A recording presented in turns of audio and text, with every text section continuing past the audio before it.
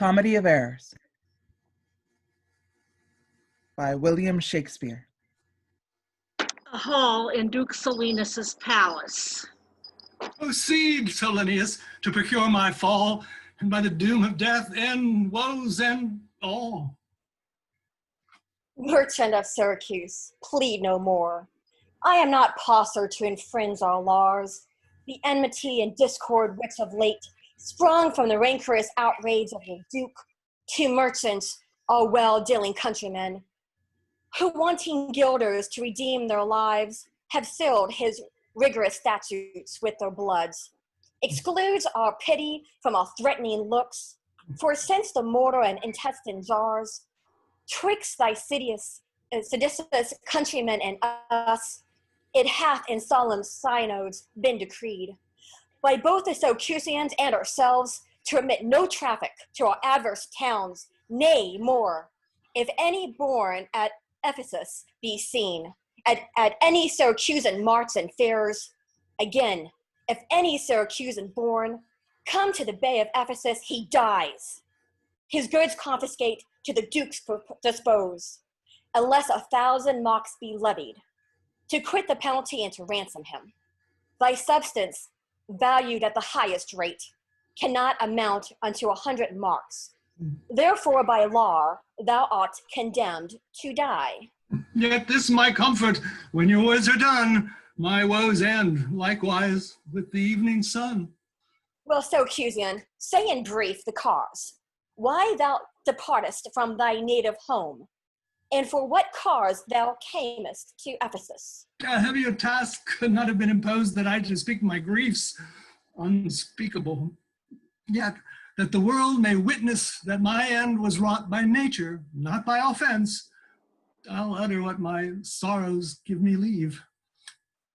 In Syracuse was I born, and wed unto a woman, happy but for me, and by me, and not our hap been bad. With her I lived in joy, our wealth increased by prosperous voyages I often made to Epidamon, till my factor's death and the great care of goods at random left drew me from the embracements of my spouse. From whence my absence was not 6 months old, before herself almost at fainting under the pleasing punishment that women bear, had made her provision for her following me, and soon and safe arrived where I was.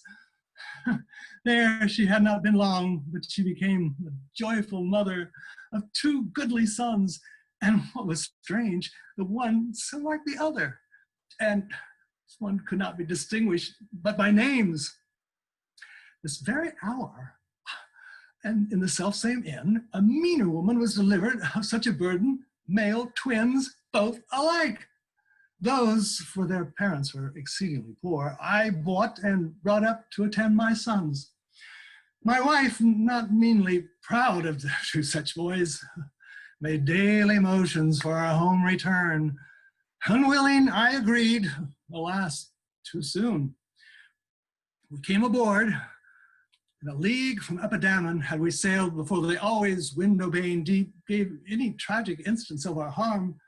But longer did we not retain much hope, for what obscured the light the heavens did grant, did but convey into our fearful minds doubtful warrant of immediate death. Well, which through myself was gladly embraced, yet the incessant weepings of my wife, weeping before what she saw must come, and the piteous plainings of those pretty babes that mourn for fashion, ignorant of what to fear, forced me to seek delays for them and me. And this it was, other means was none. The sailors sought for safety by our boat and left the ships then sinking right to us. My wife, more careful for the latter born, had fastened him to a small spare mast, such as seafaring men provide for storms, whilst I been like heedful of the other. The children thus disposed, my wife and I, fixing our eyes on whom we care our hair was fixed, fastened ourselves to either end of the mast, and floating straight, obedient to the stream, was carried toward Corinth, as we thought. At length, the sun, gazing upon the earth, dispersed those vapors that offended us, and by the benefit of wished light, the seas waxed calm. And we discovered 2 ships afar making amain to us, of Corinth, Plat, and Ephesus this, but there they came. Oh, let me say no more. Gather the sequel from what went before. Nay, forward, old man, do not break off so, for we may pity, though not pardon thee. Oh, had the gods done so, I had not now worthy termed them merciless to us. For ere the ships could meet by twice 5 leagues, we were encountered by a mighty rock, which being violently borne upon us, our helpful ship was splitted in the midst, so that in the unjust divorce of us, fortune had left to both of us alike. What to delight in, what to sorrow for? Her part, poor soul, seeming as burden was lesser weight, but not with lesser woe, was carried with more speed before the wind, and in the sight they 3 were taken up by the fishermen of Corinth, as we thought. At length, another ship had seized upon us, and knowing when it was their hap to save, gave healthful welcome to their shipwrecked guests, and would have reft the fishers of their prey had their bark been very slow of sail, and therefore homeward did they bend their course. Thus you have heard me, severed from my bliss, that by misfortunes was my life prolonged.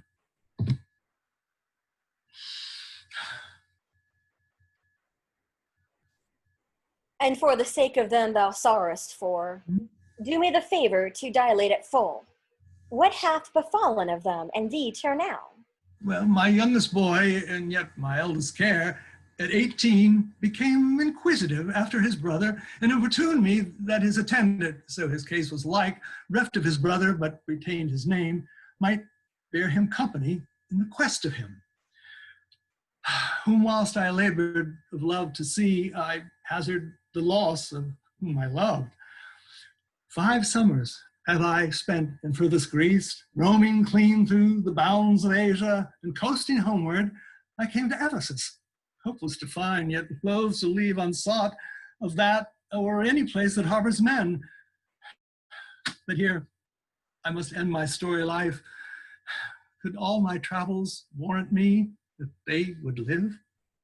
Hapless Egeon, whom the fates have marked to bear the extremity of dire mishap. Now, trust me, were it not against our laws, against my crown, my oath, my dignity, which princes would they may not disannul, my soul would sue as advocate for thee. But thou art adjudged to the death, and past sentence may not be recalled.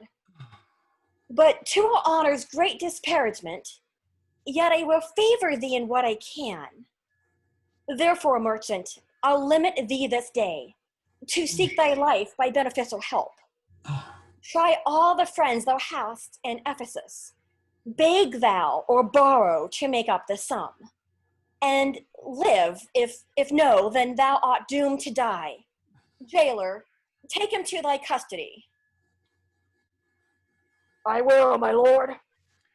Hopeless and helpless doth Aegeon's wind, let to procrastinate his lifeless end. The mart. Therefore, give out your of Epidamnum, lest that your goods too soon be confiscated. This very day a Syracusan merchant is apprehended for arrival here, and not being able to buy out his life, according to the statute of the town, dies ere the weary sun set in the west. There's the money that I had to keep. Well, go bear it to the centaur where we host, and stay there, Dromio, till I come to thee. Within this hour it will be dinner time. Till that, I'll view the manners of the town, peruse the traders, gaze upon the buildings, and then return and sleep within mine inn. For with long travel I am stiff and weary. Get thee away. Many a man would take you at your word, and go indeed having so good a meat.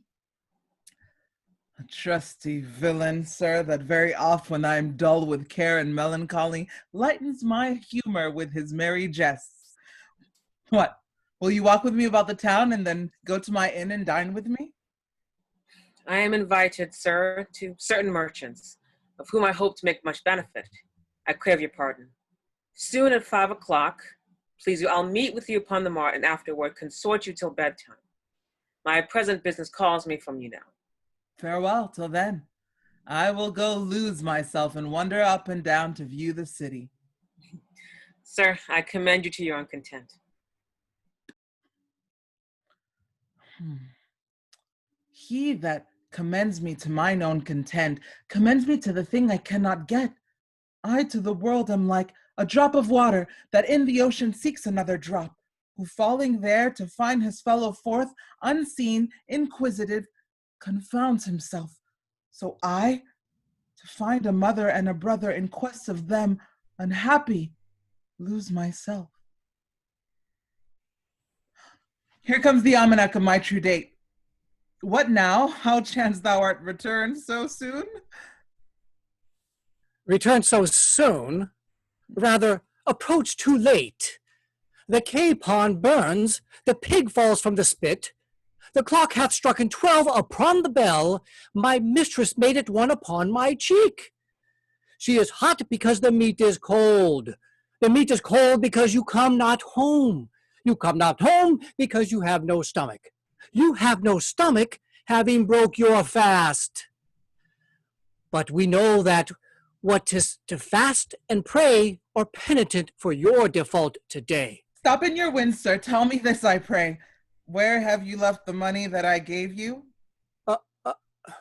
You mean the 6 pence that I had o' Wednesday last to pay the saddler for my mistress crupper?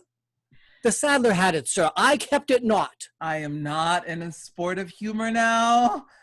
Tell me, and dally not, where is the money? We being strangers here, how darest thou trust so great a charge from thine own custody? Oh, I pray you jest, sir. As you sit at dinner, I from my mistress come to you in post. If I return, I shall be post indeed. For she will scour your fault upon my pate. Methinks your maw, like mine, should be your clock, and strike you home without a messenger. Come, Dromio, come! These jests are out of season. Reserve them till a merrier hour than this. Where is the gold I gave in charge to thee? To me, sir. Why, you gave no gold to me.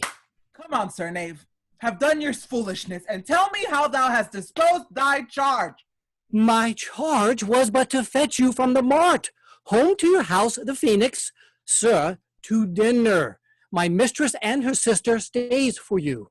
In what safe place you have bestowed my money? Or I shall break that merry sconce of yours that stands on tricks when I am undisposed. Where is the 1,000 marks thou hadst of me? I have some marks of yours upon my pate, some of my mistress marks upon my shoulders, but not 1,000 marks between you both. If I should pay your worship those again, perchance you will not bear them patiently. Thy mistress's marks? What mistress, slave, hast thou?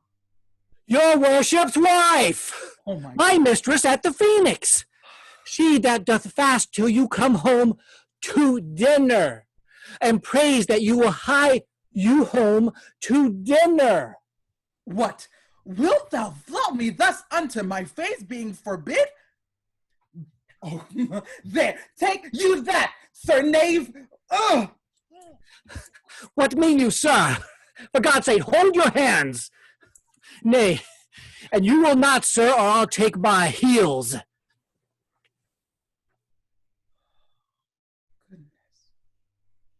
Upon my life, by some device or other, the villain is or rot of all my money.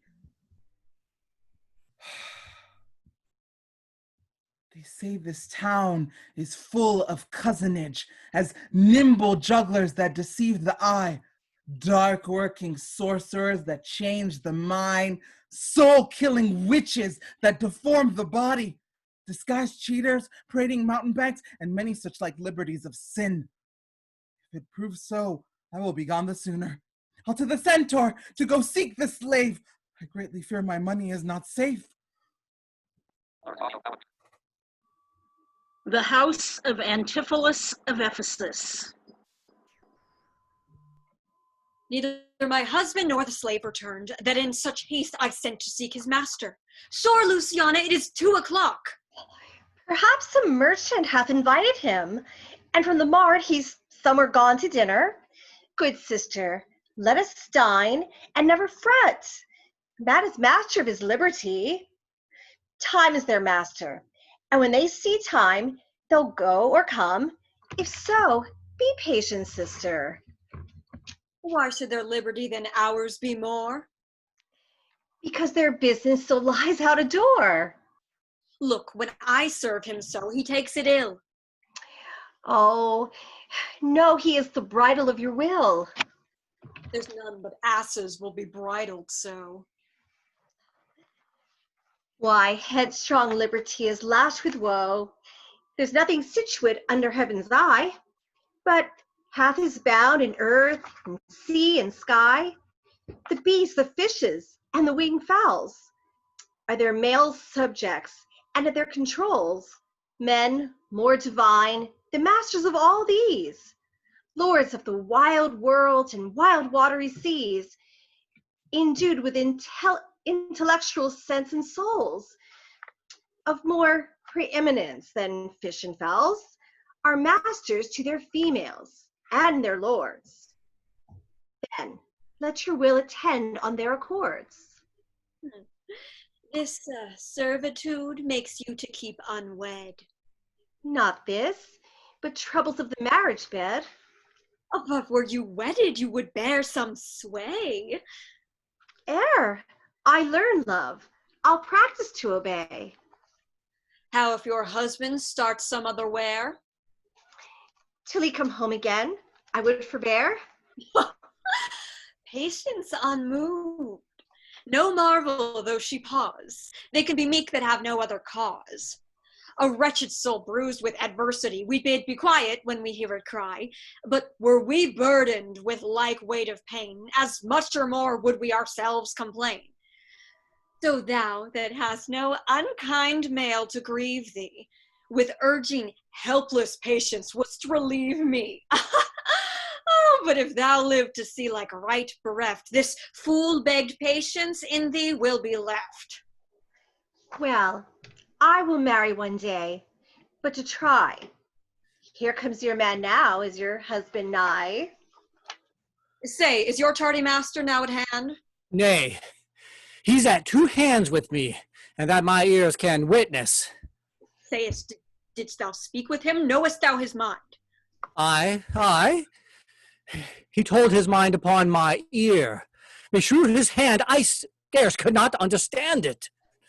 Spake he so doubtfully, thou couldst not feel his meaning? Oh, nay, he struck so plainly, I could tell too well feel his blows, and withal so doubtfully that I could scarce understand them. But say, I prithee, is he coming home? It seems he has to take great care to please his wife. Why, mistress, sure my master is horn mad. Horn mad, thou villain! I mean not cockhold mad. Sure, he is stark mad. When I desired him to come home to dinner, he asked me for 1,000 marks in gold. 'Tis dinner time, quoth I. My gold, quoth he. Your meat doth burn, quoth I. My gold, quoth he. Will you come home, quoth I. My gold, quoth he. Where is the 1,000 marks I gave thee, villain? The pig, quoth I, is burned. My gold, quoth I. My mistress, sir, quoth I. Hang up thy mistress. I know not thy mistress. Out on thy mistress. Quoth who? Quoth my master. I know, quoth he, no house, no wife, no mistress, so that my errand do upon my tongue, I thank him. I bear home upon my shoulders, for in conclusion, he did beat me there. Go back again, thou slave, and fetch him home. Go back again, and be new beaten home? For God's sake, send some other messenger. Back, slave, or I will break thy pate across. And he will bless the cross with other beating. Between you, I shall have a holy head. Hence, prating peasant, fetch thy master home. Am I so round with you as you with me, that like a football you do spurn me thus? You spurn me hence, and he will spurn me hither. If I last in this service, you must case me in leather. Fie, how impatience lureth in your face. His company must do his minions grace, whilst I at home starve for a merry look. Hath homely age the alluring beauty took from my poor cheek? Then he hath wasted it. Are my discourses dull, barren my wit? If voluble and sharp discourse be marred, unkindness blunts it more than marble hard. Do their gay vestments his affections bait? Well, that's not my fault. He's the master of my state. What ruins are in me that can be found by him not ruined? Then is he the ground of my defeatures? My decayed fair, a sunny look of his would soon repair. But too unruly dear, he breaks the pale and feeds from home. Poor I am but his stale. Self-harming jealousy. Fie, beat it hence. Unfeeling fools can wish such wrongs dispense. I know his eye doth homage otherwhere, or else what lets it would he be here? Sister, you know he promised me a chain. Would that alone he would detain, so he would keep fair quarter with his bed. I see the jewel best enameled will lose his beauty, yet the gold bides still. That others touch and often touching will wear gold, and no man that hath a name by falsehood and corruption doth it shame. Since that my beauty cannot please his eye, I'll weep what's left away and weeping die. How many fond fools serve mad jealousy? A public place.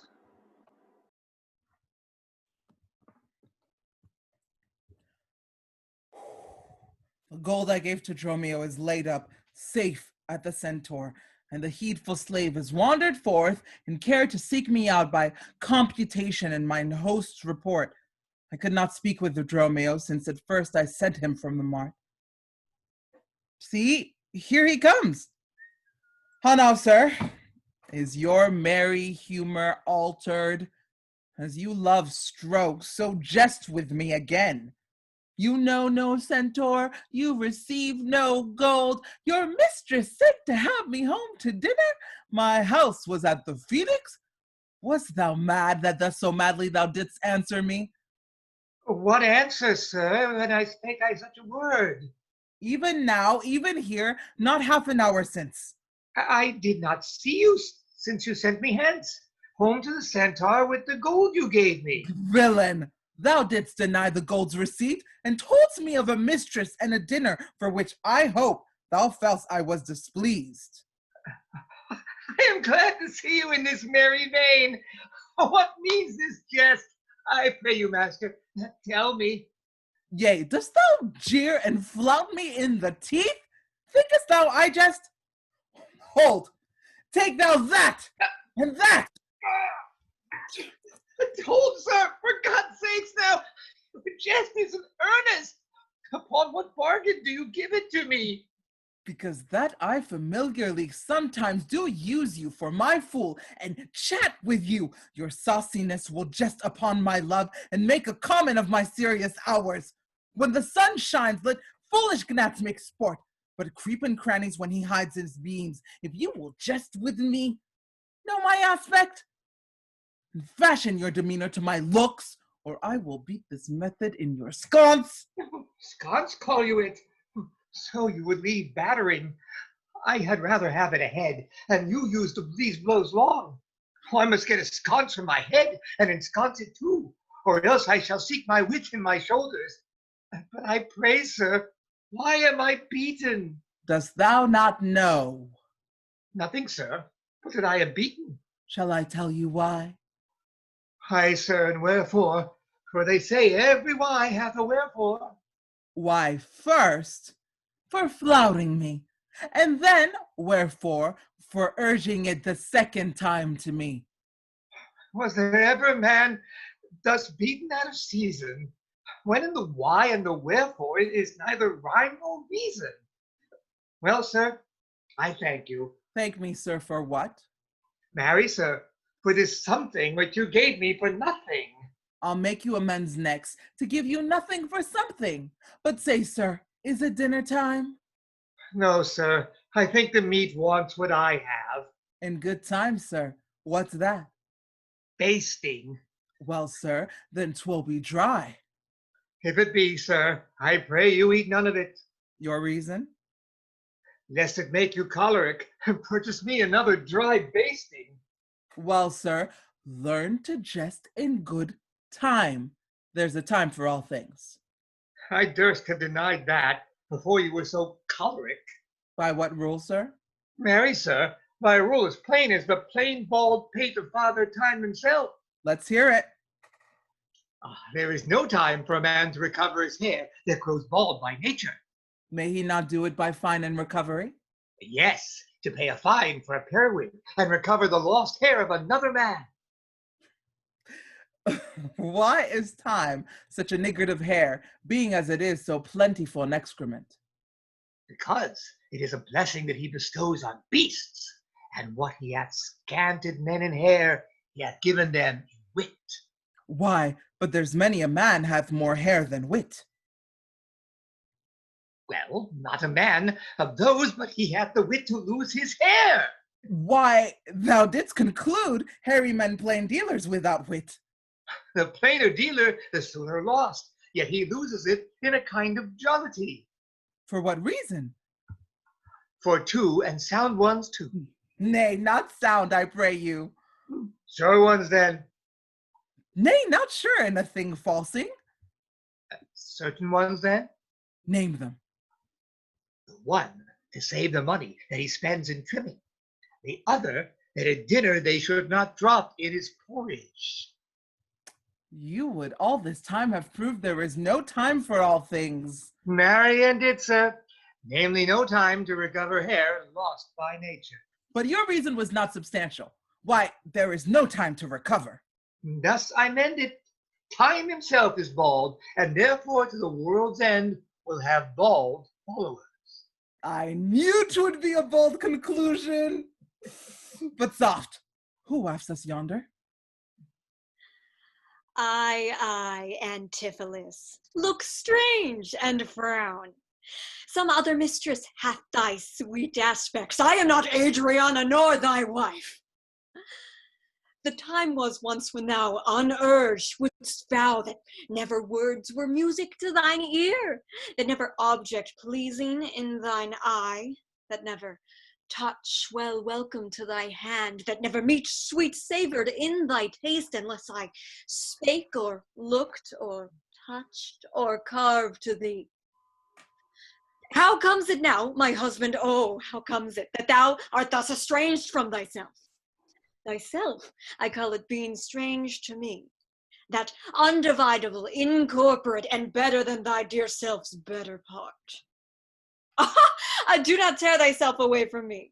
For know, my love, as easy mayest thou fall a drop of water in the breaking gulf, and take unmingled that same drop again, without addition or diminishing, as take from me thyself and not me too.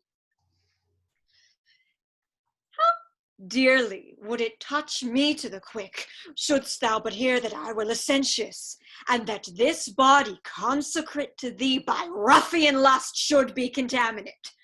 Wouldst thou not spit at me and spurn at me and hurl the name of husband in my face and tear the stained skin off my harlot brow and from my false hand cut the wedding ring and break it with a deep divorcing vow? I see thou canst, and therefore see thou do it. I am possessed with an adulterate blot. For my blood is mingled with the crime of lust, for if we two be one and thou play false, I do digest the poison of thy flesh, being strumpeted by thy contagion. Keep then far league and truce with thy true bed. I live unstained, thou undishonored. Plead you to me, fair dame? I know you not. In Ephesus I am but 2 hours old, as strange unto your town as to your talk, who every word, by all my wit being scanned, want wit in all one word to understand. Oh. Fie, brother, how the world has changed with you. When were you wont to use my sister thus? She sent for you by Dromio home for dinner. By Dromio? By me? By thee, and this thou didst return from him, that he did buffet thee, and in his blows denied my house for his, me for his wife. Did you converse, sir, with this gentlewoman what is the course and drift of your compact? I, sir, I never saw her till this time. Villain, thou liest, for even her very words didst thou deliver to me on the mart. I never spake with her in all my life. How can she thus then call us by our names, unless it be by inspiration? How ill agrees it with your gravity to counterfeit thus grossly with your slave, abetting him to thwart me in my mood? Be it my wrong, you are from me exempt, but wrong not that wrong with more contempt. Come, I will fasten on this sleeve of thine. Thou art an elm, my husband, I a vine, whose weakness married to thy stronger state makes me with thy strength to communicate. If aught possess thee from me, it is dross, usurping ivy, briar, or idle moss, who, all for want of pruning with intrusion, infects thy sap and live on thy confusion. To me she speaks, she moves me for her theme. What, was I married to her in my dreams? Or sleep I now and think I hear all this? What air drives our eyes and ears amist?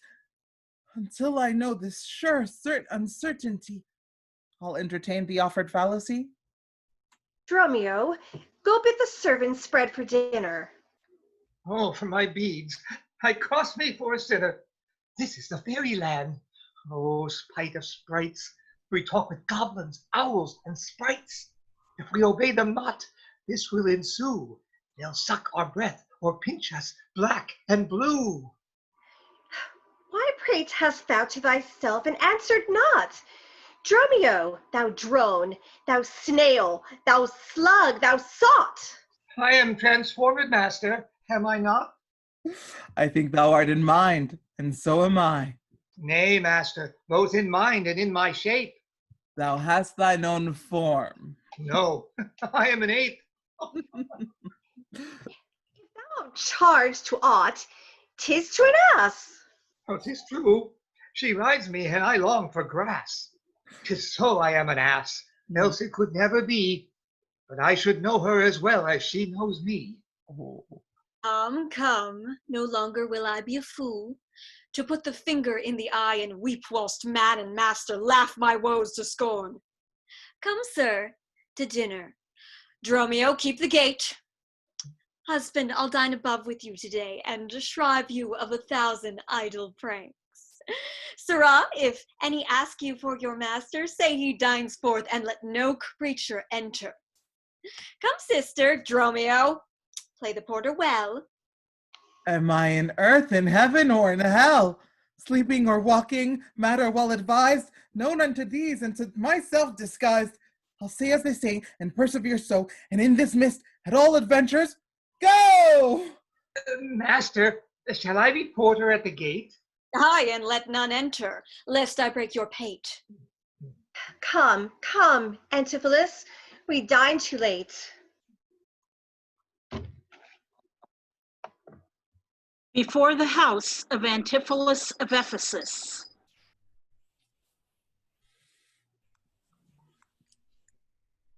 Good Signor Angelo, you must excuse us all. My wife is shrewish when I keep not hours. Say that I lingered with you at your shop to see the making of her carcanet, and that tomorrow you will bring it home. But here's a villain that would face me down. He met me on the mart, and that I beat him and charged him with 1,000 marks in gold, and that I did deny my wife and house. Thou drunkard, thou, what didst thou mean by this?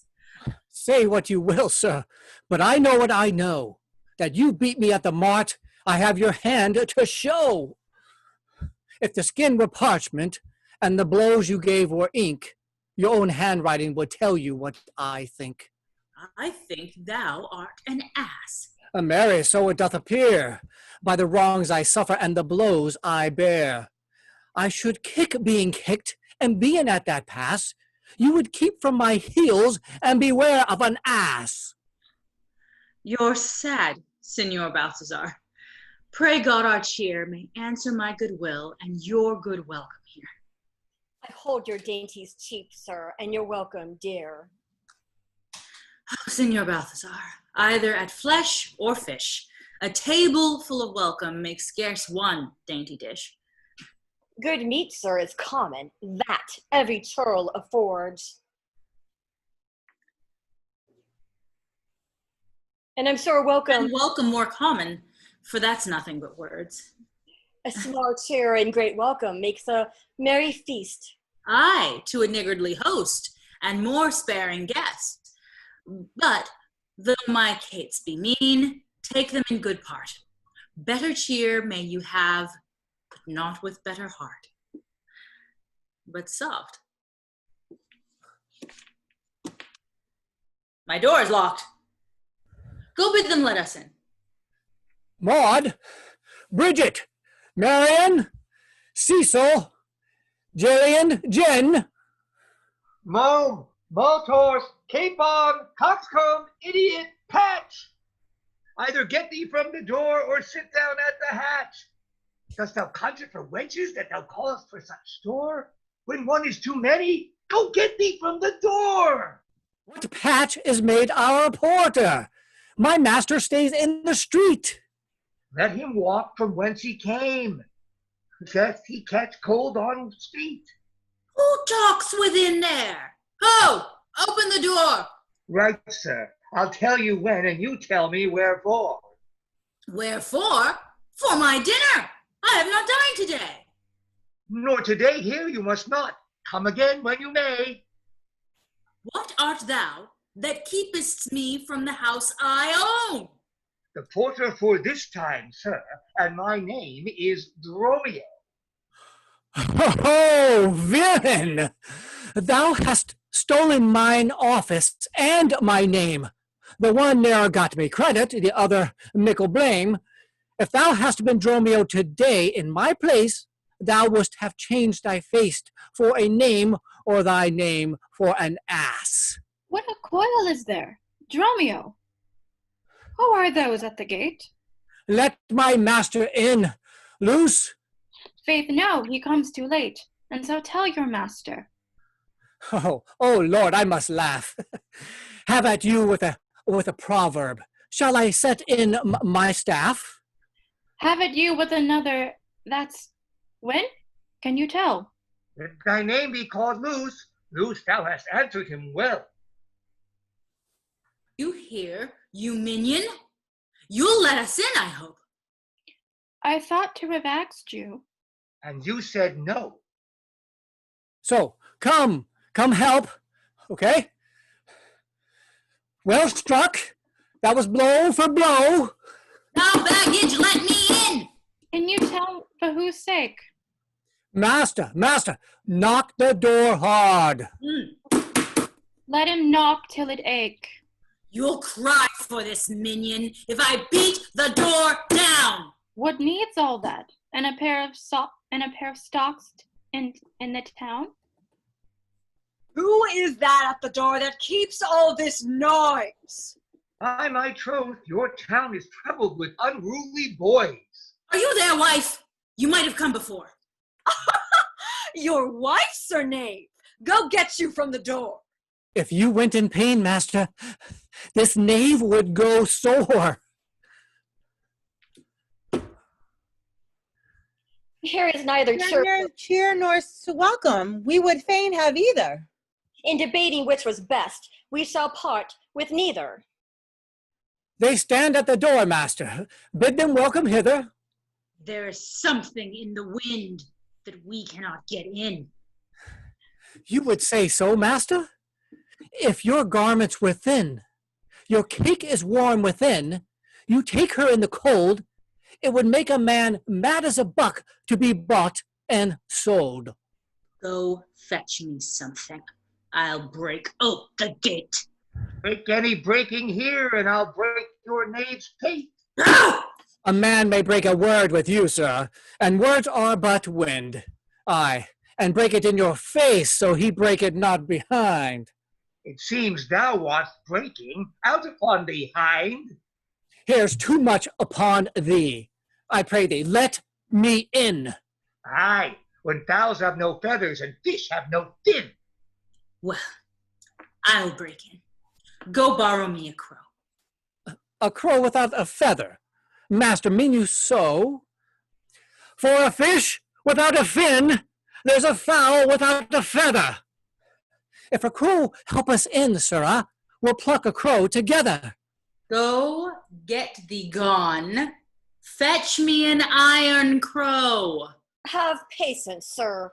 Oh, let it not be so. Herein you war against your reputation, and draw within the compass of suspect the unviolated honor of your wife. Once this, your long experience of her wisdom, her sober virtue, years, and modesty, plead on her part some cause to you unknown, and doubt not, sir, but she will well excuse why at this time the doors are made against you. Be ruled by me. Depart in patience, and let us to the Tiger all to dinner. And about evening, come yourself alone, to know the reason of this strange restraint. If by strong hand you offer to break in, now in the stirring passage of the day, a vulgar comment will be made of it, and that supposed by the common route, against your yet unguarded estimation, that may with foul intrusion enter in, and dwell upon your grave when you are dead, for slander lives upon succession, forever housed where it gets possession. You have prevailed. I will depart in quiet, and in despite of mirth, mean to be merry. I know a wench of excellent discourse, pretty and witty, wild and yet too gentle. There we will dine. This woman that I mean, my wife, but I protest without desert, hath oftentimes upbraided me withal. To her we will to dinner. Get you home, and fetch the chain. By this I notice made, bring it, I pray you, to the Porpentine. For there's the house, the chain will I bestow, be it for nothing but to spite my wife, upon my hostess there. Good sir, makes haste. Since mine own doors refuse to entertain me, I'll knock elsewhere, to see if they'll disdain me. I'll meet you at that place some hour hence. Do so. This jest shall cost me some expense. The same. And may it be that you have quite forgot a husband's office? Shall, Antipholus, even in the spring of love, thy love springs rot? Shall love in building grow so ruinous? If you did wed my sister for her wealth, then for her wealth's sake, use her with more kindness. Or, if you like elsewhere, do it by stealth. Muffle your false love with some show of blindness. Let not my sister read it in your eye. Be not thy tongue thy own shame's orator. Look sweet, be fair, become disloyalty. Apparel vice like virtue's harbinger. Bear a fair presence, that your heart be tainted. Teach sin the carriage of a holy saint. Be secret false. What need to be acquainted? What simple thief brags of his own attaint? 'Tis double wrong to truant with your bed, and let her read it in thy looks at board. Shame hath a bastard fame, well managed. Little deeds are doubled with an evil word. Alas, poor women, make us but believe, being compact of credit, that you love us. Though others have the arm, show us the sleeve. We in your motion turn, and you may move us. Then, gentle brother, get you in again. Comfort my sister, cheer her, call her wife.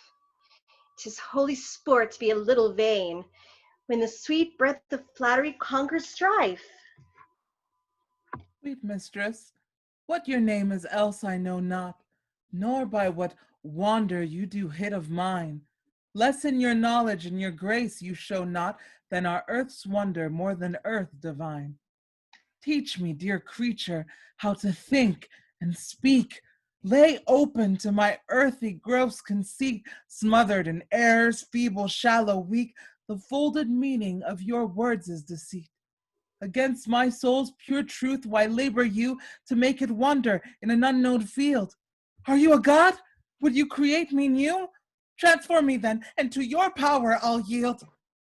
But if that I am I, then well I know, your weeping sister is no wife of mine, nor to her bed no homage do I owe. Far more to you do I decline. Oh, train me not, sweet mermaid, with thy note, to drown me in thy sister's flood of tears. Sing, siren, for thyself, and I will dote. Spread o'er the silver waves thy golden airs, and as a bed I'll take them, and there lie. And in that glorious supposition, I think, he gains by death that hath such means to die. Let love, being light, be drowned if she sink. What, are you mad that you do reason so? Not mad, but mated. How I do not know. It is a fault that springeth from your eye. For gazing on your beams, fair sun being by. Gaze where you should, and that will clear your sight. As good to wink, sweet love, as look on night. Why call you me love? Call my sister so. My sister. That's my sister. No, it is thyself, my own self's better part. Mine eyes' clear eye, my dear heart's dearer heart. My food, my fortune, and my sweet hope's aim. My soul, earth's heaven, and my heaven's claim. All this my sister is, or else should be. Call thyself sister, sweet, for I am thee. Thee will I love, and with thee lead my life. Thou hast no husband yet, nor I no wife. Give me thy hand. Oh, soft air, hold you still. I'll fetch my sister to get her goodwill. Why, how now, Dromio? Where runnest thou so fast? Do you know me, sir? Am I Dromio? Am I your man? Am I myself? Thou art Dromio, thou art my man, thou art thyself. I am an ass. I am a woman's man, and besides myself. What woman's man, and how besides thyself? Besides thyself? Marry, sir, besides myself. I am due to a woman, one that claims me, one that haunts me, one that will have me. What claims lays she to thee? Marry, sir, such claim as you would lay to your horse, and she would have me as a beast. Not that I, being a beast, she would have me, but that she, being a very beastly creature, lays claim to me. What is she? A very reverend body, aye, such a one as a man may not speak of without he say, Sir Reverence. I have but lean luck in the match, and yet is she a wondrous fat marriage. How dost thou mean, a fat marriage? Marry, sir, she's the kitchen wench, and all grease, and I know not what use to put her to, but to make a lamp of her, and run from her by her own light. I warrant her rags and the tallow in them will burn a Poland winter. If she lives to doomsday, she'll burn a week, longer than the whole world. What complexion is she of? Swart, like my shoe. On her face, nothing half so clean kept. For why, she sweats. A man will go over shoes in the grime of it. That's a fault that water will mend. No, sir, 'tis in grain. Noah's flood could not do it. What's her name? A Nell, sir. But her name in 3/4, that's an L in 3/4, will not measure her from hip to hip. Then she bears some breath. No longer from head to foot than from hip to hip. She is spherical like a globe. I could find countries in her. What part of her body stands Ireland? Marry, in her buttocks. I found it out by the bogs. Where Scotland?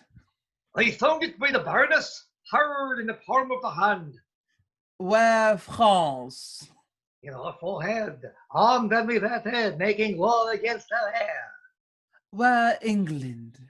I looked for the chalky cliffs, but I could find no whiteness in them. But I guess it stood for in her chin, by her salt room that ran between France and it. Where Spain? Faith, I saw it not, but I felt it hot in her breath. Where America? The Indies? Oh, sir, upon her nose, all over embellished with rubies, carbuncles, sapphires, declining their rich aspect the hot breath of Spain, who sent whole armados of carracks to be belliced at her nose. Where stood Belgia, the Netherlands? Oh, sir, I did not look so low. To conclude, this drudge or diviner laid claim to me, called me Dromio, swore I was assured to her, told me what privy marks I had about me, as the mark on my shoulder, the mole on my neck, the great wart on my left arm. I, amazed, ran from her as a witch. And I think my breast had not been made of fate, and my heart of steel. She had transformed me to a curtal dog, and made me turn in the wheel. Go hide thee presently, post to the road, and if the wind blow any way from shore, I will not harbor in this town tonight. If any bark was forth, come to the mart, where I will walk till thou return to me. If everyone knows us, and we know none, 'tis time, I think, to trudge, pack, and be gone. As from a bear a man would run for life, so fly I from her that would be my wife. There's none but witches do inhabit here, and therefore 'tis high time that I were hence. She that doth call me husband, even my soul doth for a wife abhor. But her fair sister, possessed with such a gentle sovereign grace, of such enchanting presence and discourse, hath almost made me traitor to myself. But lest myself be guilty to self-wrong, I'll stop mine ears against the mermaid's song. Master Antipholus. Aye, that's my name. I know it well, sir. Lo, here is the chain. I thought to have taken to you at the Porpentine. The chain unfinished made me stay thus long. What is your will that I shall do with this? What you please yourself, sir. I have made it for you. Made it for me, sir? I bespoke it not. Not once, not twice, but 20 times you have. Go home with it and please your wife withal. And soon at supper time I'll visit you, and receive then my money for the chain. I pray you, sir, receive the money now, for fear you ne'er chain nor money more. You are a merry man, sir, fare you well. What I should think of this, I cannot tell. But this I think, there's no man is so vain that would refuse so fair an offered chain. I see a man here needs not live by shifts, when in the streets he meets such golden gifts. I'll to the mart, and there for Dromio stay. If any ship put out, then straight away. A public place. You know, since Pentecost the sum is due, and since I have not much importuned you, nor now I have not, but that I am bound to Persia and want guilders for my voyage. Therefore, make present satisfaction, or I'll attack you by this officer. Even just the sum that I do owe to you is growing to me by Antipholus. And in this instant that I met with you, he had of me a chain. At 5 o'clock I shall receive the money for the same. Pleasn't you walk with me down to his house? I will discharge my bond and thank you too. That labor may you save. See where he comes. While I go to the goldsmith's house, Go thou and buy me a rope's end that I will bestow among my wife and her confederates for locking me out of doors by day. But soft, I see the goldsmith. Get thee gone. Buy thou a rope and bring it home to me. I buy £1,000 a year. I buy a rope. A man as well hope up that trusts to you. I promised your presence and the chain, but neither chain nor goldsmith came to me. Be like you thought our love would last too long if we're chained together and therefore came not. Saving your merry humor, here's the note. How much your chain weighs to the utmost carat, the fineness of gold in chargeful fashion, which doth amount to 3 odd ducats more than I stand indebted to this gentleman. I pray you see him presently discharged, for he's bound to sea and stays but for it. I am not furnished with the present money. Besides, I have some business in the town. Good signor, take the stranger to my house, and with you take the chain, and bid my wife disburse the sum of the receipt thereof. Perchance I will be there as soon as you. And then you will bring the chain to her yourself? No, bear it with you, lest I come not time enough. Well, sir, I will. Have you the chain about you? And if I have not, sir, I hope you have, or else you may return without your money. Nay, come, I pray you, sir, give me the chain. Both wind and tide stays for this gentleman, and I to blame have held him here too long. Good Lord, you use this dalliance to excuse your breach of promise to the Porpentine. I should have chid you for not bringing it, but like a shrew, you first began to brawl. The hour steals on. I pray you, sir, dispatch. You hear how he importunes me, the chain. Why, give it to my wife and fetch your money. Come, you know I gave it to you even now. Either send the chain or send me by some token. Fine, now you run this humor out of breath. Where's the chain? I pray you, let me see it. My business cannot brook this dalliance. Good sir, say whether you'll answer me or no. If not, I'll leave him to the officer. I answer you? What should I answer you? The money that you owe me for the chain. I owe you none till I receive the chain. You know I gave it to you half hour since. You gave me none. You wrong me much to say so. You wrong me more, sir, in denying it. Consider how it stands upon my credit. Well, officer, arrest him at my suit. I do, and charge you in the Duke's name to obey me. This touches me in reputation. Either consent to pay me the sum for me, or I attach you by this officer. Consent to pay thee that I never had? Arrest me, foolish fellow, if thou darest. Here is thy fee. Arrest him, officer. I would not spare my brother in this case if he should scorn me so apparently. I do arrest you, sir. You hear the suit. I do obey thee till I give thee bail. But, sirrah, you shall buy this sport as dear as all the metal in your shop will answer. Sir, I will have law in Ephesus. To your notorious shame, I doubt it not. Master, there is a bark of Epidamnum. It stays but till her owner comes aboard. And then, sir, she bears away. Our fraughted sir, I have conveyed aboard, and I have bought the oil, the balsam, and aquavitae. The ship is in her trim. The merry wind blows fair from land. They stay for naught at all, but for their owner, master, and yourself. How now? A madman. Why, thou peevish sheep, what ship of Epidamnum stays for me?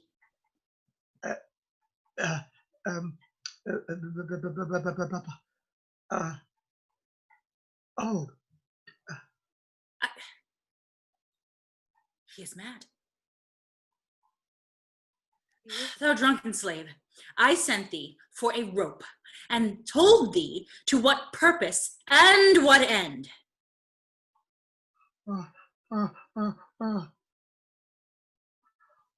I know not what thee speaks of. I will debate this matter at more leisure, and teach your ears to list me with more heed. To Adriana, villain, hie thee straight. Give her this key, and tell her in the deck that covered o'er with the Turkish tapestry there is a purse of ducats. Let her send it. Tell her I am arrested in the street, and that shall bail me. Hie thee, slave, be gone. On, officer, till it come. To Adriana. That is where we dined. Where Dulcibel did claim me for her husband. Oh, she is too big, I hope, for me to compass. Thither I must, although against my will, for servants must their master's mind fulfill.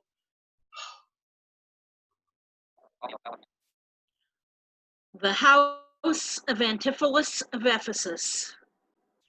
Oh, Luciana, did he tempt thee so? Mightest thou perceive austerely in his eye that he did plead in earnest?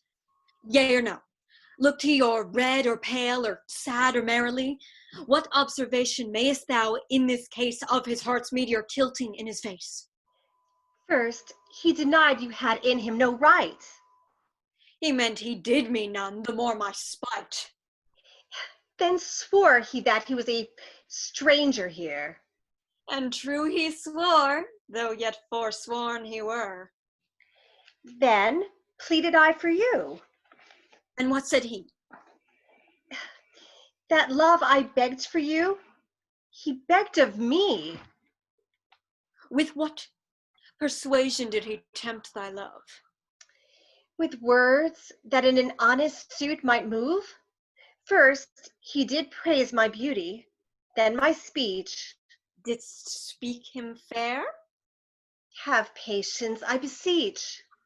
I cannot nor will not hold me still. My tongue, though not my heart, shall have his will. He is deformed, crooked, old and sere, ill-faced, worse-bodied, shapeless everywhere. Vicious, ungentle, foolish, blunt, unkind, stigmatical in making, worse in mind. Who would be jealous then of such a one? No evil lost his waft when it is gone. Ah, but I think him better than I say, and yet would hear in others' eyes were worse.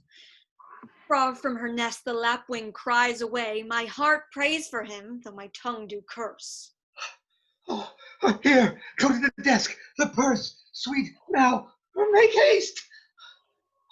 How hast thou lost thy breath? By running fast. Where is thy master, Dromio? Is he well? No, he is in Tartar limbo, worse than hell. A devil in the everlasting garment hath him, one whose hard heart is buttoned up with steel, a fiend, a fury, pitiless and rough, a wolf, nay, worse, a fellow all in buff, a back fiend, a shoulder clapper, one that countermands the passages of alleys, creeks, and narrow lands.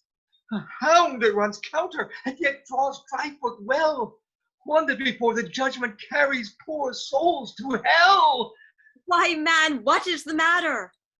I do not know the matter. He is rested on the case. What is he arrested? Tell me at whose suit? I know not at whose suit. He is arrested well, for he is in the suit of buff, which rested him well, that can I tell. Will you send him, mistress, redemption, the money in his desk?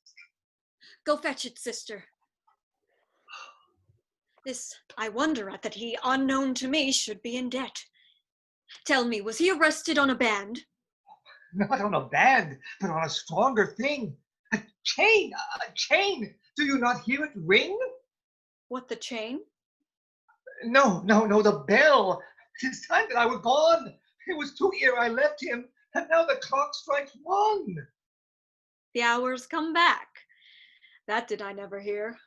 Oh, yes. If any hour meet a sergeant, and turns back for very fear. As if time were in debt. How fondly dost thou reason?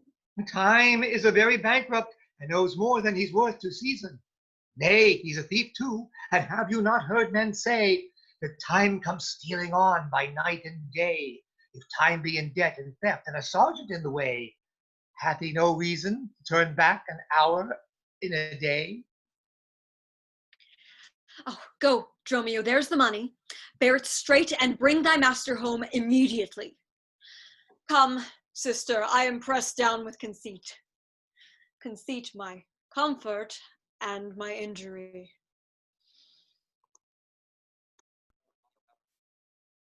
A public place. There's not a man I meet but doth salute me, as if I were their well-acquainted friend. And everyone doth call me by my name. Some tender money to me, some invite me, some other give me thanks for kindnesses. Some offer me commodities to buy. Even now, a tailor called me in his shop and showed me silks that he had bought for me. And therewithal look measure of my body. Sure, these are but imaginary wiles, and Lapland sorcerers inhabit here. Master, here's the gold you sent me for. What have you got? A picture of old Adam, new apparel? What gold is this? What Adam dost thou mean? Well, not that Adam that kept the paradise, but that Adam that keeps the prison. He that goes in the calf's skin that was killed for the prodigal. He that came behind you, sir, like an evil angel, and bid you forsake your liberty. I understand thee not. No? Why, 'tis a plain case. He that went like a base viol in case of leather. The man, sir, that when gentlemen are tired, gives them a sob and rest them. He, sir, that takes pity on decayed men and gives them suits of durance. He that sets up his rest to do more exploits with his mace than a Moor's pike. What, thou meanest an officer? Aye, sir, the sergeant of the band. He that brings any man to answer it that breaks his band. One that thinks a man is always going to bed and says, God give you good rest. Well, sir, there rest in your foolery. Is there any officer? Why, sir, I brought you word an hour since that the bark expedition put forth tonight, and there were you hindered by the sergeant to tarry for the hoy delay. Here are the angels that you sent for to deliver you. The fellow is distracted, and so am I, and here we wander in illusions. Some blessed power, deliver us from hence! Well met, Master Antipholus. I see you, sir. You have found the goldsmith now. Is that the chain you promised me today, Antipholus? Satan avoid! I charge thee, tempt me not. Master, is this Mistress Satan? It is the devil. Nay, she is worse, sir. She is the devil's dam. And here she comes in the habit of a light wench. And thereof comes that wenches say, God damn me. That's as much to say, God makes me a light wench. It is written, they appear to men like angels of light. Light is an effect of fire, and fire will burn. Ergo, light wenches will burn. Come not near her. Your man and you are marvelous merry, sir. Will you go with me? We'll mend our dinner here. Master, if you do, expect spoon meat, or bespeak a long spoon. Why, Dromio? Marry, he must have a long spoon that must eat with the devil. Avoid then, fiend! What tellest thou me of supping? Thou art, as you all are, a sorceress. I conjure thee to leave me and be gone! Give me the ring of mine you had at dinner. Or for my diamond the chain you promised, and I'll be gone, sir, and not trouble you. Some devils ask but the parings of one's nail. A rush, a hair, a drop of blood, a pin, a nut, a cherry stone. But she, more covetous, would have a chain. Oh, master, be wise, and if you give it to her, the devil will shake her chain and fright us with it. I pray you, sir, my ring or else the chain. I hope you do not mean to cheat me so, Antipholus. Avaunt, thou witch! Come, Dromio, let us go! Thy fly pride, says the peacock, mistress that you know. Now out of doubt Antipholus is mad, else would he never so demean himself. A ring he hath of mine, worth 40 ducats, and for the same he promised me a chain, both one and other. He denies me now. The reason that I gather he is mad, besides the present instance of his rage, is a mad tale. He told today at dinner of his own doors being shut against his entrance. Belike his wife, acquired with his fits, on purpose shuts the doors against his way. My way is now to he home, to his house, and tell his wife that being lunatic, he'd rushed into my house, and take perforce my ring away. This course I fittest choose, for 40 ducats is too much to lose.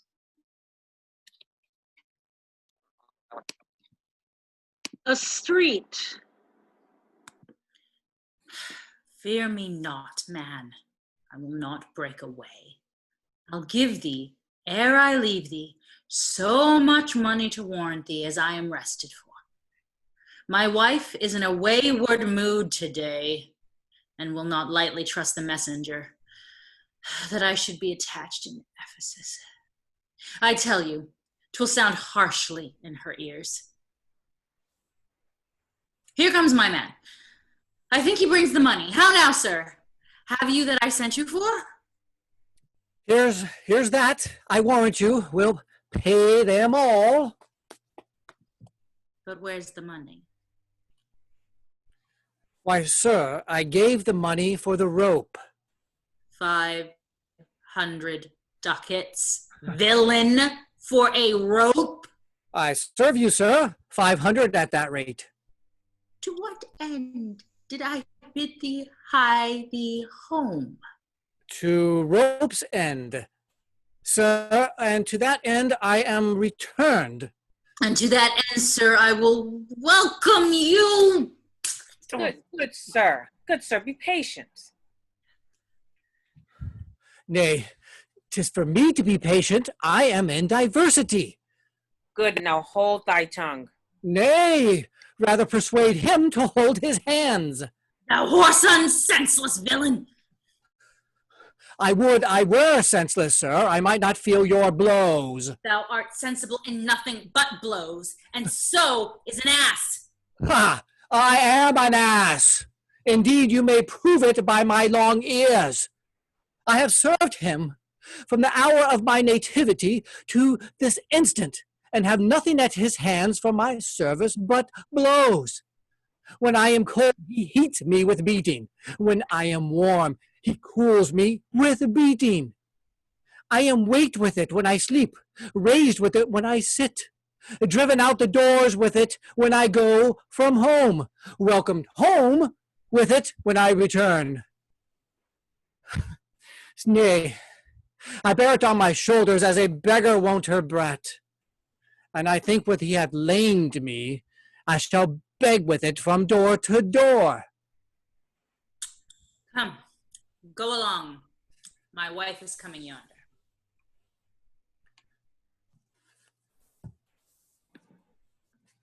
Mistress, repice finem, respect your end, or rather, the prophecy like a parrot, beware the rope's end. Wilt thou still talk? How say you now? Is not your husband mad? His incivility confirms no less. Good Dr. Pinch, you are a conjurer. Establish him in his sense again, and I will please you with what you will demand. Alas, how fiery and how sharp he looks. Mark how he trembles in his ecstasy. Give me your hand, and let me feel your pulse. And let me feel your ear. I charge thee, Satan, housed within this man, to yield possession to my holy prayers, and to thy state of darkness hide thee straight. I conjure thee by all the saints in heaven. Peace, doting wizard, peace. I am not mad. Oh, that thou wert not, poor distressed soul. You minion, you. Are these your customers? Did this companion with the saffron face revel and feasting at my house today, whilst upon me the guilty doors were shut, and I denied to enter my own house? Oh, husband, God doth know you dined at home. Where would you have remained until this time, free from these slanders and this open shame? Dined at home? Thou villain! What sayest thou? Sir, sooth to say, you did not dine at home. Were not my doors locked up, and I shut out? Perdie, your doors were locked, and you shut out. And did not she herself revile me there? Sans fable, she herself reviled you there. And did not her kitchen maid rail, taunt, and scorn me? Certes she did. The kitchen vestal scorned you. And did not I in rage depart from thence? In verity you did. My bones bear witness that since have felt the vigor of his rage. Is it good to soothe him in these contraries? It is no shame. The fellows find his vain, and yielding to him humors, well his frenzy. Thou hast suborned the goldsmith to arrest me. Alas, I sent you money to redeem you by Dromio here, who came in haste for it. Money by me? Heart and a goodwill you might, but surely, master, not a rag of money. Went'st thou not thou to her for a purse of ducats? He came to me, and I delivered it. And I am witness with her that she did. God and a rope maker bear witness that I was sent for nothing but a rope. Mistress, both man and master is possessed. I know it by their pale and deadly looks. They must be bound and laid in some dark room. Say, wherefore didst thou lock me forth today? And why dost thou deny the bag of gold? I did not, gentle husband, lock thee forth. And, gentle master, I received no gold, but I confess, sir, that we were locked out. Dissembling villain, thou speakest false in both. Dissembling harlot, thou art false in all, and art confederate with a damned pack to make a loathsome abject of scorn of me. But with these nails I'll pluck out those false eyes that would behold me in this shameful sport. Bind him, let him not come near me. More company. The fiend is strong within him. What? My knee, poor man. How pale and wan he looks. What? Will you murder me? Thou jailer, that I am thy prisoner? Wilt thou suffer them to make a rescue? Masters, let him go. He is my prisoner, and you shall not have him. Go bind this man, for he is frantic too. What wilt thou do, thou peevish officer? Hast thou delight to see a wretched man do outrage and displeasure to himself? He is my prisoner. If I let him go, the debt he owes will be required of me. I will discharge thee ere I go from thee. Bear me forthwith unto his creditor, and knowing how the debt grows, I will pay it. O good master doctor, see him safe conveyed home to my house. Oh, most unhappy day. Oh, most unhappy strumpet! Master, I am here entered in bond with you. Out on thee, villain! Wherefore dost thou mad me? Will you be bound for nothing? Be mad, good master, cry the devil. God help poor souls. How idly do they talk. Go bear him hence. Sister, go you with me. Say now, whose suit is he arrested at? One Angelo, a goldsmith. Do you know him? I know the man. What is the sum he owes? 200 ducats. Say, how grows it due? Due for a chain your husband had of him. He did bespeak a chain for me, but had it not.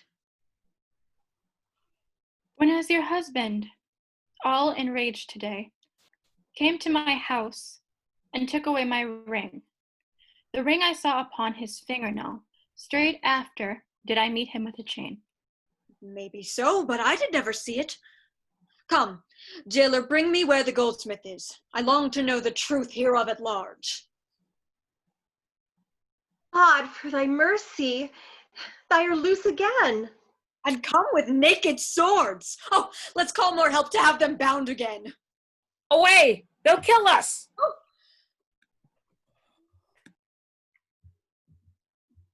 I see these witches are afraid of swords. She that would be your wife now ran from you. Come to the centaur. Fetch our stuff from thence. I long that we were safe and sound aboard. Oh, faith, stay here this night, or they will surely do us no harm. Oh, you saw they speak us fair. They gave us gold. Methinks they are such a gentle nation that were the mountain of man flesh that claims marriage of me, I can find in my heart to stay you still and turn witch. I will not stay tonight for all the town. Therefore, away to get our stuff aboard.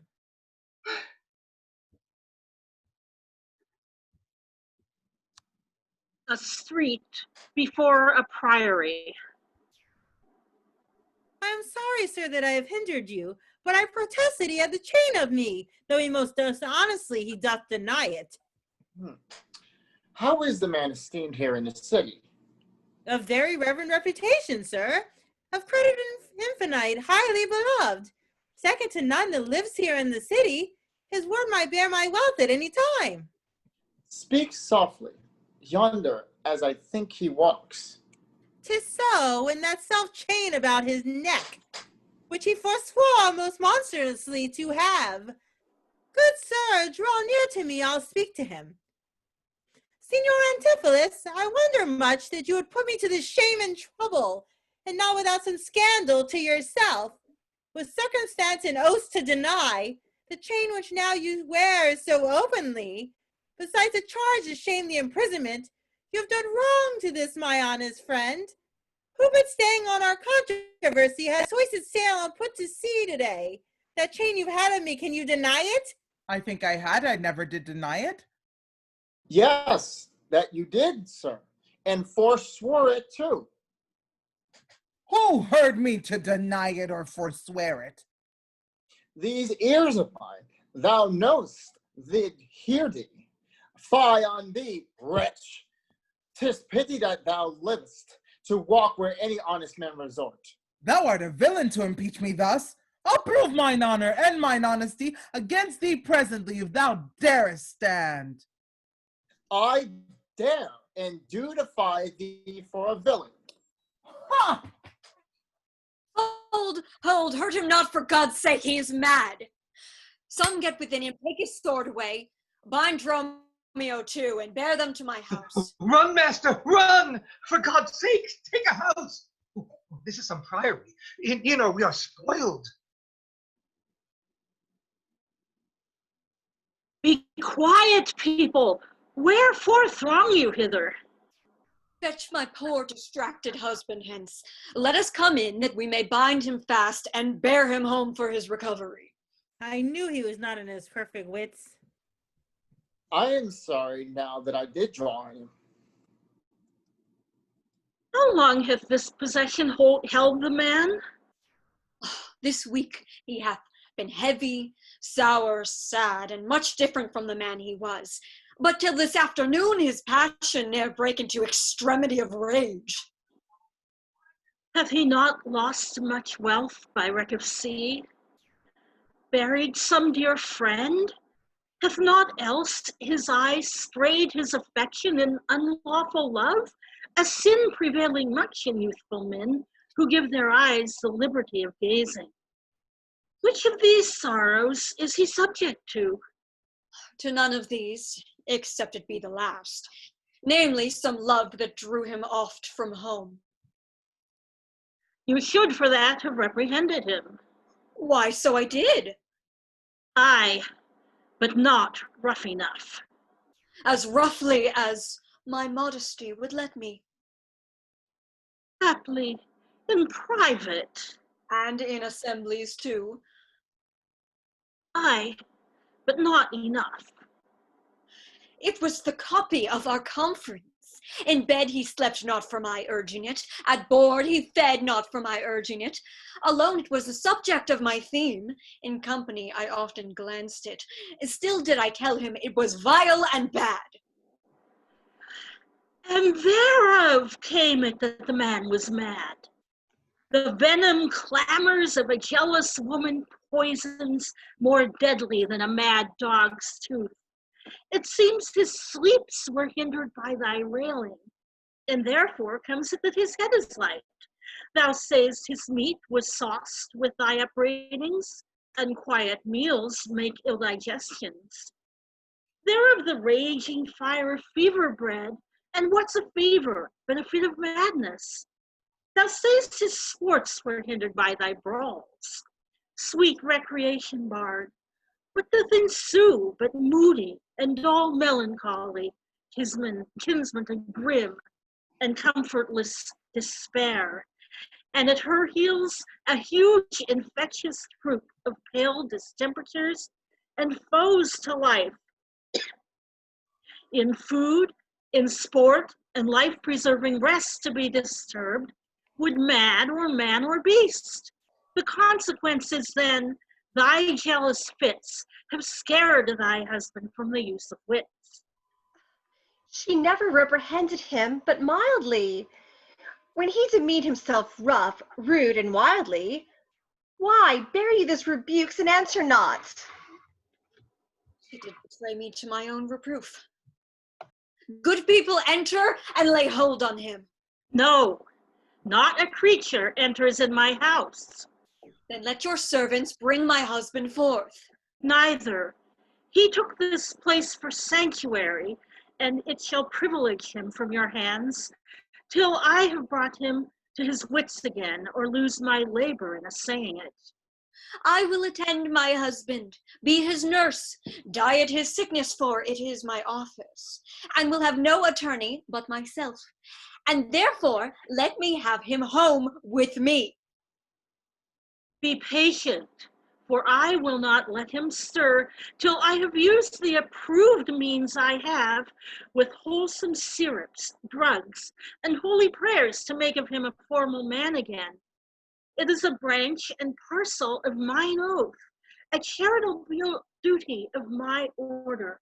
Therefore depart, and leave him here with me. I will not hence and leave my husband here, and ill it doth beseem your holiness to separate the husband and the wife. Be quiet and depart. Thou shalt not have him. Complain unto the Duke of this indignity. Come, go. I will prostrate at his feet, and never rise until my tears and prayers have won his grace to come in person hither, and take perchance my husband from the abbess. By this, I think, the dial points at 5. Anon, I'm sure the Duke himself in person. Come this way to the melancholy vale, the place of death and sorry execution, behind the ditches of the abbey here. Upon what cause? To see a reverend Syracusean merchant, who put unluckily into this bay, against the laws and statutes of this town, beheaded publicly for his offense. See where they come, we will behold his death. Kneel to the Duke before he pass the abbey. Yet once again proclaim it publicly. If any friend will pay them the sum for him, he shall not die. So much we tender him. A justice, most sacred Duke, against the abbess. She is a virtuous and a reverend lady. It cannot be that she hath done thee wrong. May it please your grace, Antipholus, my husband, whom I made lord of me and all I had at your important letters, this ill day a most outrageous fit of madness took him, that desperately he hurried through the street, with him his bondman, all as mad as he, doing displeasure to the citizens by rushing into their houses, bearing thence rings, jewels, anything his rage did like. Once did I get him bound and send him home, whilst to take order for the wrongs I went, that here and there his fury had committed. Anon I was not by what strong escape he broke from those that had the guard of him, and with his mad attendant and himself, each one with ireful passions, with drawn swords, met us again, and madly bent on us, chased us away till, raising of more aid, we came again to bind them. Then they fled into this abbey, whither we pursued them. And here the abbess shuts the gates on us, and will not suffer us to fetch him out, nor send him forth that we may bear him hence. Therefore, most gracious Duke, with thy command, let him be brought forth, and borne hence for help.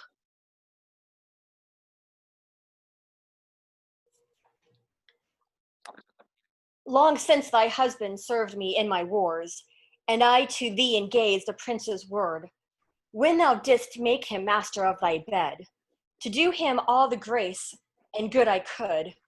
Go, some of you, knock at the abbey gate, and bid the lady abbess come to me. I determine this before I stir. Oh, mistress, shift and save yourself. My master and his men are both broke loose, beaten the maids a row, and bound the doctor, whose beard they have singed off with braids of fire. And ever as it blazed, they threw on him great pails of puddled mire to quench the hair. My master preaches patience to him, and the while his man with scissors nixed him like a fool. And sure, unless you send some present help between them, they will kill the conjurer. Peace, fool. Thy master and his man are here, and that is false thou dost report to us. Mistress, upon my life I tell you true. I have not breathed almost since I did see it. He cries for you and vows if he can take you to scorch your face. Sweetie, your timing couldn't have been worse. Sweetie. Hark! Hark! I hear him, mistress. Fly! Be gone!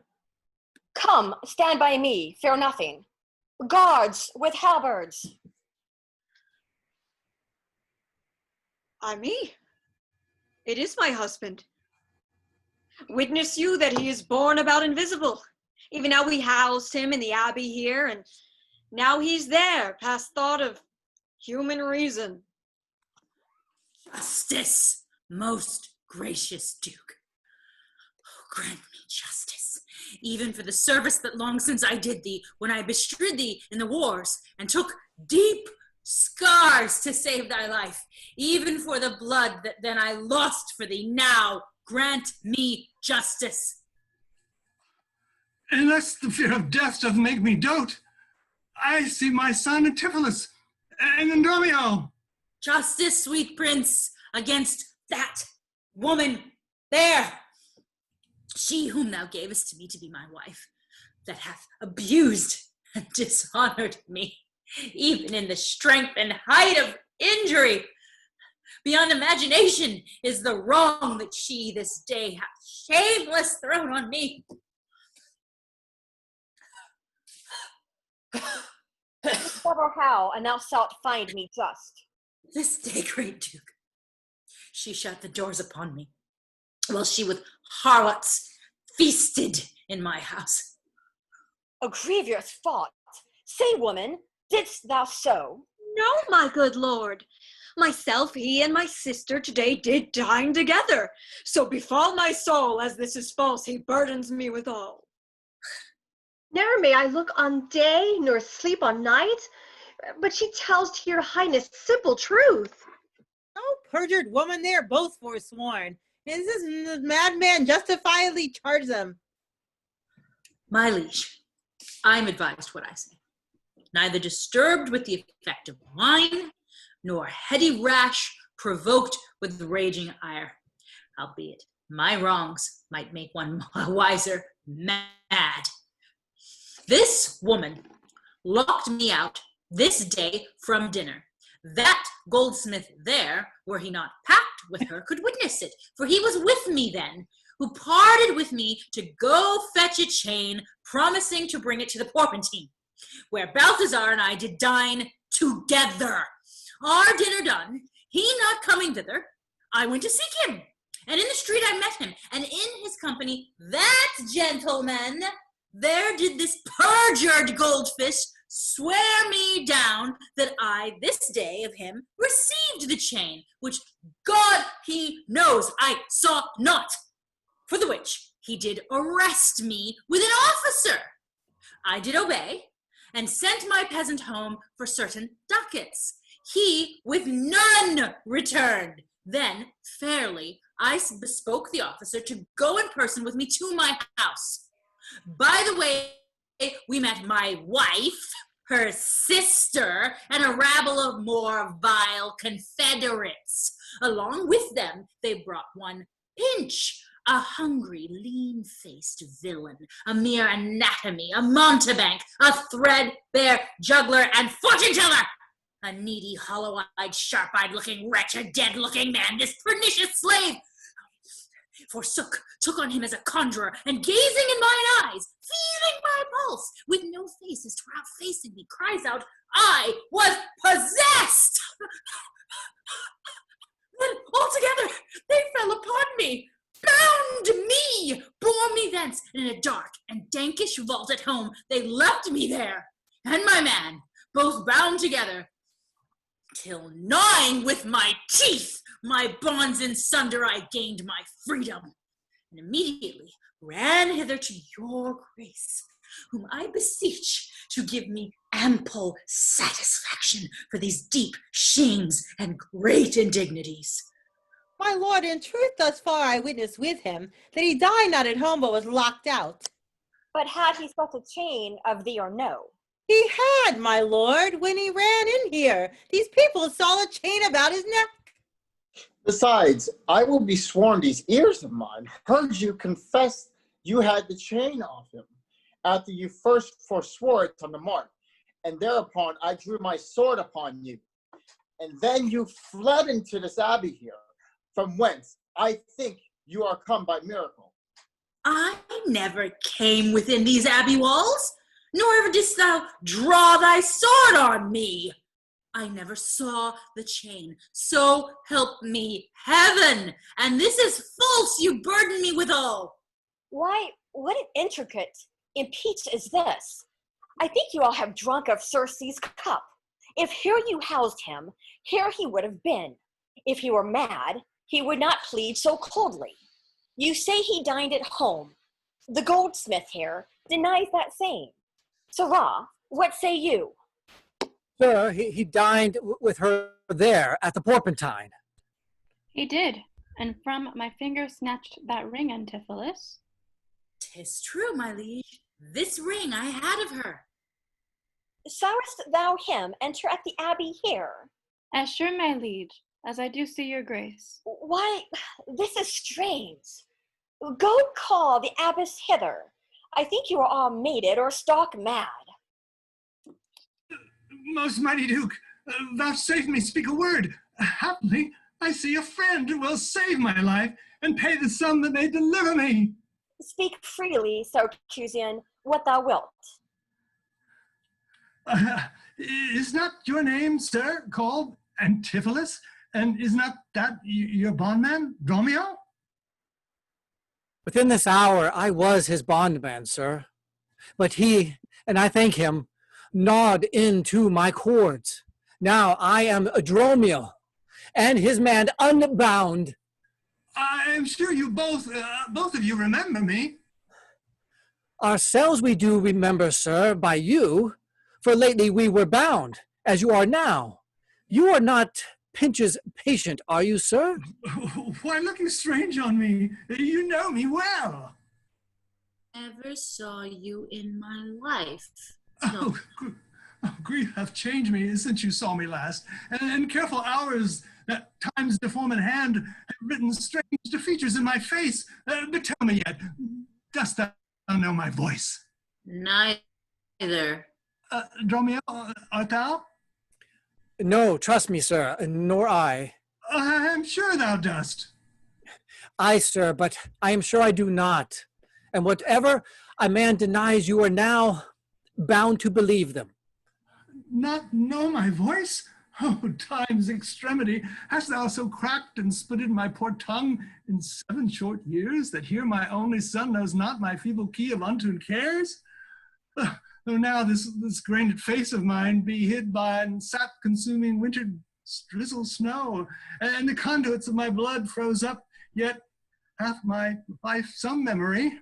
My wasting lamps have some fading glimmer left, and my dull ears a little used to hear. All these witnesses I cannot hear. Tell me that thou art my son Antipholus. I never saw my father in my life. But 7 years in Syracuse, and boy, thou knowest we parted, but perhaps, my son, thou shamest to acknowledge me in misery. The Duke, and all that know me in the city, can witness with me that it is not so. I ne'er saw Syracuse in my life. I tell thee, Syracusan, 20 years have I been patron to Antipholus, during which time he ne'er saw Syracuse. I see thy aids and dangers make thee dolt. Most mighty Duke, behold, a man much wronged. I see 2 husbands, or mine eyes deceive me. One of these men is genius to the other, and so of these, which is the natural man, and which is the spirit? Who deciphers them? I, sir, am Dromio. Command him away. I, sir, am Dromio. Pray, let me stay. Egeon, art thou not, or else his ghost? Oh, my old master! Who hath bound him here? Whoever bound him, I will loose his bonds and gain a husband by his liberty. Speak, old Egeon, if thou be'st the man that hadst a wife once, called Aemilia, that bore thee at a burden 2 fair sons. Oh, if thou be'st the same Egeon, speak, and speak unto the same Aemilia. If I dream not, thou art Aemilia. If thou art she, tell me, where is that son that flirted with thee on that fatal raft? By men of Epidamnum, he and I and the twin Dromio all were taken up. But by and by, rude fishermen of Corinth, by force, took Dromio and my son from them, and me they left behind with those of Epidamnum. What then became of them, I cannot tell. I, to this fortune that you see me in. Why, here begins his morning story right. These 2 Antipholus, these 2 so like, and these 2 Dromios, one in semblance. Besides her urging of her wreck at sea, these are the parents to these children, which accidentally are met together. Antipholus, thou camest from Corinth first. No, sir, not I. I came from Syracuse. Stand apart. I know not which is which. I came from Corinth, my most gracious lord. And I with him. Brought to this town by that most famous warrior, Duke Menaphon, your most renowned uncle. Which of you 2 did dine with me today? I, gentle mistress. And are you not my husband? No, I say nay to that. And so do I. Did she call me so? And this fair gentlewoman, her sister here, did call me brother. Luciana, what I told you then, I hope I shall have leisure to make good. If this be not a dream I see and hear.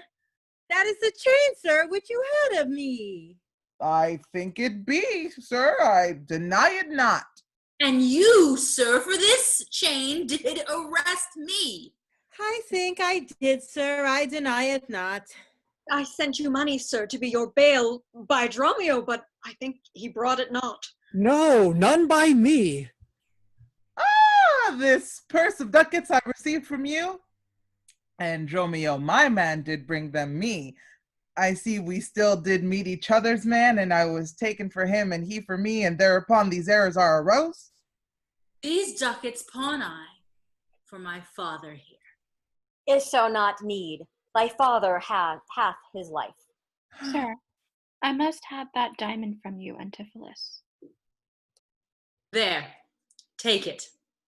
And much thanks for my good cheer. Renowned Duke, vouchsafe to take the pains to go with us into the abbey here, and here at large discourse all our fortunes, and all that are assembled in this place, that by this sympathize with one day's error have suffered wrong. Go keep us company, and we shall make full satisfaction. 33 years have I but gone in travail of you, my sons, and till this present hour my heavy burden ne'er delivered. The Duke, my husband, and my children both, and you the calendars of their nativity, go to a gossip's feast, and go with me, after so long grief, such festivity. With all my heart, I'll gossip at this feast. Master, shall I fetch your stuff from shipboard? Dromio, what stuff of mine hast thou embarked? Your goods did lay at host, sir, in the Centaur. He speaks to me. I am your master, Dromio. Come, go with us. We'll look to that anon. Embrace thy brother here. Rejoice with him. There is a fat friend at your master's house that kitchened me for you today at dinner. She now shall be my sister, not my wife. Methinks you are my glass and not my brother. I see by you I am a sweet-faced youth. Will you walk in to see their gossiping? Not I, sir. You are my elder. That's a question. How shall we try it? We'll draw cuts for the senior. Till then, lead thou first. Nay, then thus, we come into the world like brother and brother. And now let's go, hand in hand, not one before the other.